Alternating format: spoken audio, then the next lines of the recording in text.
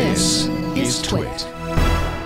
A growing number of Indian businesses are abandoning Mark Zuckerberg's Internet.org initiative out of concern for its effect on net neutrality in that country. Saritha Rai is an independent journalist and columnist who wrote about this story for Forbes, and she joins us now from Bangalore, India. Welcome to you. Hey, Mike. Nice to be here. Glad you're here. Now, before we talk about recent events, can you briefly tell us what Facebook's Internet.org program is all about? So Facebook launched Internet.org in 2013. It's a high-profile coalition that's aimed at improving Internet access in emerging markets like India, where a lot of people cannot afford to get Internet service. And so Facebook launched this initiative to offer select content and services for free. Yes, and this is actually similar to a previous program that Facebook had, and that, in fact, Google still has, right? It's in various countries around the world, they had been offering just a simple program where they would subsidize the connectivity. Since then, Facebook has launched Internet.org, which is a much bigger and broader and more sort of ambitious program to get more people on the Internet. It's projecting, .org suggests that this is a sort of a philanthropic effort, but in fact, it really does favor certain websites, doesn't it? Yes, it does. In India, for instance, Facebook has a bunch of businesses signed on.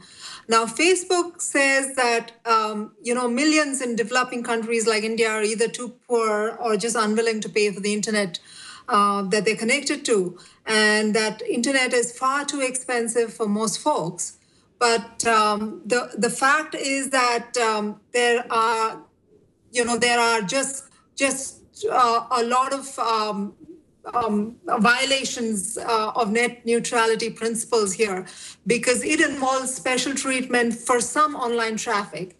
So, for instance, when Facebook makes selective content available to those who cannot afford to pay, who makes the selection and on what basis?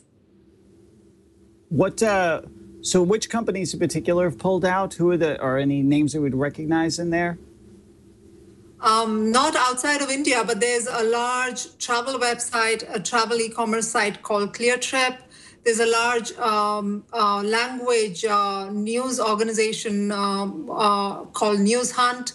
There is a large Indian television company called NDTV. And India's largest publisher, the Times of India Group, is also threatening to pull out.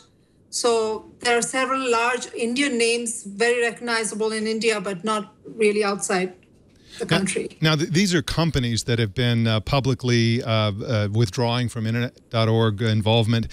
What has the Indian public's reaction to all this been?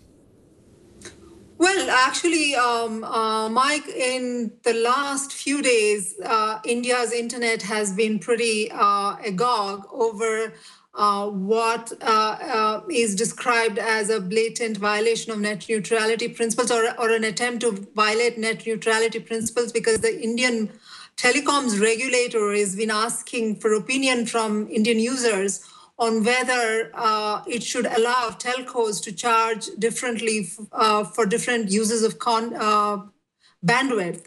So, for instance, there is India's largest telecoms and internet provider called Airtel that has just launched an initiative, a platform called Airtel Zero, where they're encouraging businesses to come and pay for what they call Airtel Zero, which in turn will then be, given to users, provided to users for free. So India's largest e-commerce retailer, online retailer called Flipkart, which is currently valued at $11 billion and has the backing of several large internet investors from around the globe, is one of the companies that was contemplating a sort of a collaboration with Airtel Zero, and which has just now pulled out because thousands, hundreds and thousands, literally 600,000 people have written to the Indian telecom regulators saying that they object to any differential pricing. So net neutrality is a really big subject in India right now, and Facebook's internet.org is just one part of it. So I'm kind of curious. What does this mean for Facebook's efforts outside of India? Because this seems like this could happen again. That these programs which are intended to give maybe developing nations access to the internet because they have to be kind of curated almost through organizations like Facebook. When they try and do this elsewhere, are they going to run into the same problem, or is this something you think that's unique to India? Oh, it isn't unique to India at all. In fact, net neutrality is a sort of a universal, I think, debate that's going on not just in India but elsewhere as well. And the reason India is important, Mike, is because India has 100 million users, Facebook users, and that is the second largest user base after the United States.